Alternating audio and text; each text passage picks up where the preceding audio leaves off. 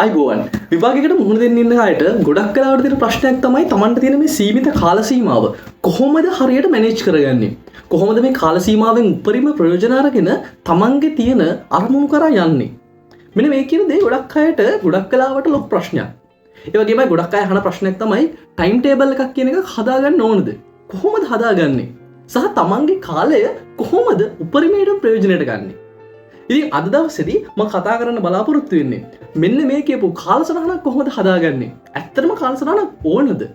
සහ මොන වගේ කාලසටහනක්ද ඇත්තටම පාඩම් කරන ළමයින්ට ඕන වෙන්නේ? මෙන්න මේ කියන ප්‍රශ්න වලට අද දවසේදී මෙන්න මේ වීඩියෝ එකේදී උත්තර දෙන්න මම බලාපොරොත්තු වෙනවා. ඇයි මෙච්චර කාලය වැදගත් කියලා කියන්නේ? සහ ඇයි මෙච්චරම කාලසටහනකට වැඩ කරන්න ෂෙඩියුල් එකකට වැඩ කරන්න වගේ උපදෙස් හැම වෙලාවම හම්බෙන්නේ ඇයි? අපිට කොච්චර සල්ලි හම්බ කරන්න පුළුවන් වුණත් අපිට වෙන ඕනම දෙයක් කොච්චර හම්බ කරගන්න පුළුවන්කම තිබ්බත් අපිට මේ ගත වෙච්ච කාලය කියන එක ආමත් ලබා ගන්න හැකියාවක් නැහැ. මෙන්න මේ කාරණාව හින්දාම තමයි කාලය කියන එක අතිශය වැදගත් කියලා සලකන්නේ. ඉතින් කොහොමද විභාගයකට මුහුණ දෙන ළමයෙක් පාඩම් කරන ශිෂ්‍යයෙක් විදියට මෙන්න මේ කියපු කාලය අපි ප්‍රයෝජනයට ගන්නෙ. ඇත්තටම කාලසටහනක් කියන එක විභාගයකට මුහුණ දෙන ළමයෙක්ට මොන වගේ දෙයක්ද? අද දවසේදී මම මේ කියලා දෙන්න යන කාලසටහන කියන එක ඔයාලා සාම්ප්‍රදායිකව දන්න උදේ 7ට මෙන්න මේ දේ කරන්න 8ට මෙන්න මේ දේ කියන වගේ කාලසටහනක් නම් නෙවෙයි. මොකද ඒ වගේ කාලසටහනක් අතිශය ප්‍රායෝගික නැහැ.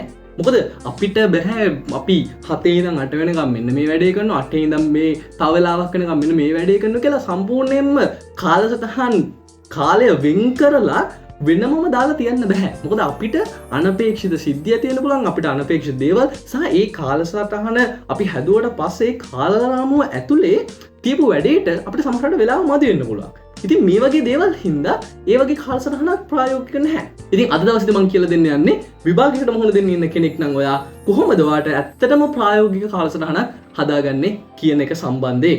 මුලින්ම කාලසටහනක් හදන්න කලින් ඔයාගේ තියෙන විභාගය පිළිබඳ තියෙන ඔයාගේ දැක්ම පොඩක් අපි කියන zoom out කරලා පොඩක් එළියේ කෝණකින් බලන්න. ඒ කියන්නේ ඔයාට මොන වගේ සිලබස් එකක්ද කවර් කරගන්න තියෙන්නේ? මොන වගේ වැඩ ප්‍රමාණයක්ද කරන්නේ තියෙන එක පිළිබඳව පුංචි දල අවබෝධයක් මුළු විභාගෙම සම්බන්ධයෙන්. තව අවුරුදු 1මාරකින් 2මාරකින් කරන්න තියෙන වැඩ සම්බන්ධ වුණත් යම්කිසි දල අවබෝධයක් ගන්න. ඒ කියන්නේ උදාහරණයක් විදිහට මම උසස් පෙළ විභාගය ගත්තොත් උසස් පෙළ විභාගයේ ළමයින්ට කරන්න තියෙන මේ තියරි කොටස් රිවිෂන් පාස් පේපර්ස් විවරණ වගේ දේවල් පිළිබඳ සම්පූර්ණ මුළු අදහසක් ගන්න. ඔයා දැනට සමහර විට උසස් පෙළට ඇවිල්ලා මාසයක් වෙන්න පුළුවන්. එතකොට ඔයාට දැනට අවබෝධයක් තියෙන මේ පළවෙනි මාසය ඇතුළත කරපු දේවල් විතරයි. නමුත් ඔයා තව අවුරුදු 1මාරකින් 2මාරකින් විභාගයට ලං වෙලා කරන ඒවා ගැනත් යම්කිසි අපි කියන zoom out picture එකක් ඔයාගේ හිතේ හදාගන්න. එතකොට ඔයාට මේ අවුරුදු 2මාර ඇතුළතදී කරන්න තියෙන වැඩ සම්බන්ධව යම්කිසි අවබෝධයක් එනවා. ඊට පස්සේ ඔයාට තියෙන කාල සීමාව ඔයා පුංචි මාස කොටස් වලට කඩා ගන්න.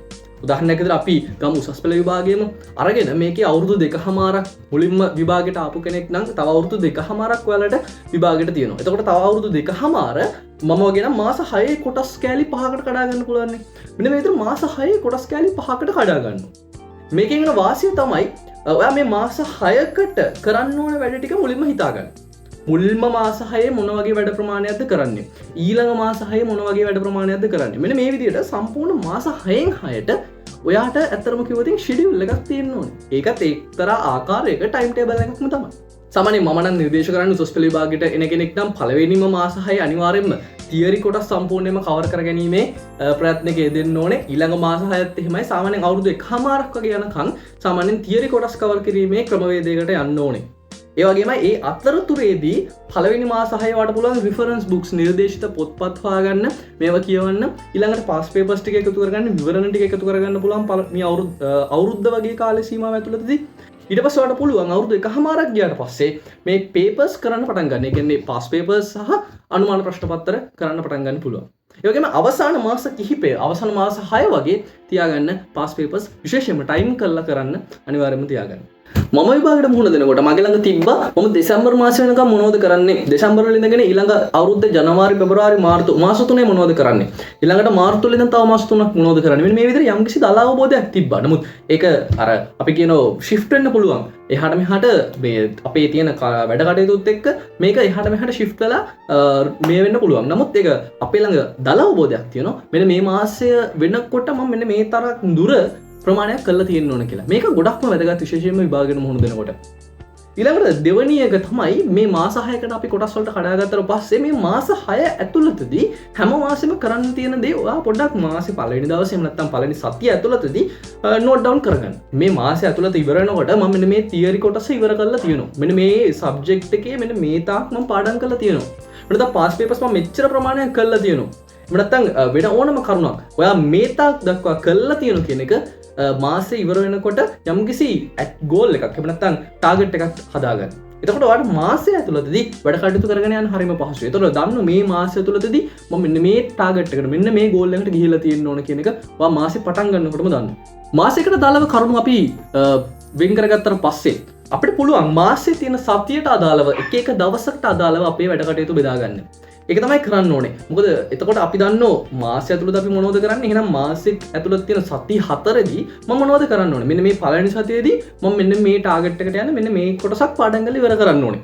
ඒතර ඒ සතිය ඇතුළත තියෙන දවස් වලට මට පුළුවන් මේ කොටස් දාලා සම්පූර්ණ දවස් වලට පාඩම් කරන්න පටන් ගන්න.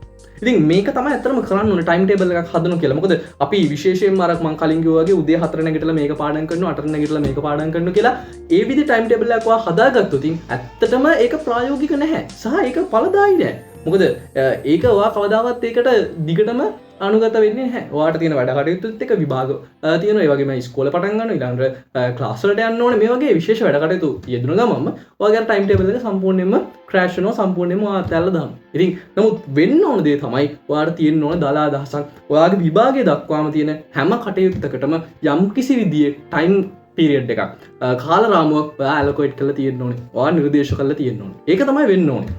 මේ ක්‍රමයේ තියෙන වාසිය තමයි ඔයා අර එක දවසක් දිහා බලන්න නැතුව ලොකු බිග් පික්චර් එක දිහා බලන හින්දා මේ සම්පූර්ණ විභාගය කියන සම්පූර්ණ කාලසටහන දිහා බලන හින්දා ඔයාලට තියෙන වාසිය තමයි ඔයාලට යම්කිසි මාසයක එහෙම නැත්නම් යම්කිසි සතියක යම්කිසි වැඩ ප්‍රමාණයක් කරගන්න බැරි වුණොත් නමුත් ඔයා දන්නවා මට මේක කැච් අප් කරගන්න පුළුවන් මේ ටික ආයමස්සරයක් අපිට මට අල්ලගන්න පුළුවන් මෙන්න මේ මාසෙට ගියාට පස්සේ අන්න ඒක පිළිබඳවත් ඔයා ළඟ යම්කිසි අවබෝධයක් තියෙනවා. ඉතින් ඒක ගොඩක්ම වැදගත්. මොකද අපි එක දවසක වැඩක් කරුන්නේ නැතුනොත් හිතනවා හරි අද දවසේ වැඩ කරුන්නේ නැහැ හෙට ඉඳන් කරනවා. නමුත් ඊළඟ දවසේ කරන්න පටන් ගත්තාට පස්සේ ආයෙත් අපිට හිතෙනවා මේ ටයිම් ටේබල් එක හරියන්නේ නැහැ. මම ඊයේත් වැඩ කරේ නැහැ මේකට.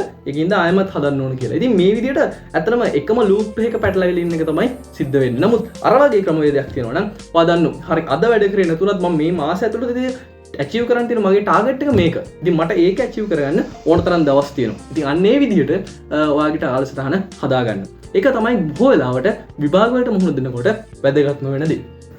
මේ ක්‍රමය මම දැකලා තියෙනවා බොහෝ වෙලාවට අපි විශ්වවිද්‍යාලවල ඉගෙන ගන්නකොට විශ්වවිද්‍යාලවල උගන්වන අපිට උගන්වන මහාචාර්යවරු මේ ක්‍රමය පාවිච්චි කරනවා. එයාලා දන්නවා එයාලගේ ටයිම් පීරියඩ් එකේ මොනවද කරන්න තියෙන්නේ. ඒ ටයිම් පීරියඩ් එකේදී එයාලා මොනවා හරි කරගන්න බැරි වුණොත් ඉතින් එයා දන්නවා ඒක කොහොමද කැච් අප් කරගන්නේ. මේ අවුරුද්ද කොහොමද එයාගේ යන්නේ කියන එක එයා ගොඩක් වෙලාවට දන්නවා. මම මේක ඇත්තටම ඉගෙන ගත්තේ අන්න ඒ වගේ මහාචාර්යවරුන්ගෙන් ඒ කියන්නේ අපිට උගන්වපු ලෙක්චරර්ස්ලාගෙන් එයාලා තමයි ඇත්තටම මේ විදිහට ක්‍රමවේදයක් පාවිච්චි කරන්නේ. හරිම ප්‍රායෝගිකයි සහ හරිම සරලයි. හැම ඕන කෙනෙක්ට පාවිච්චි කරන්න පුළුවන්.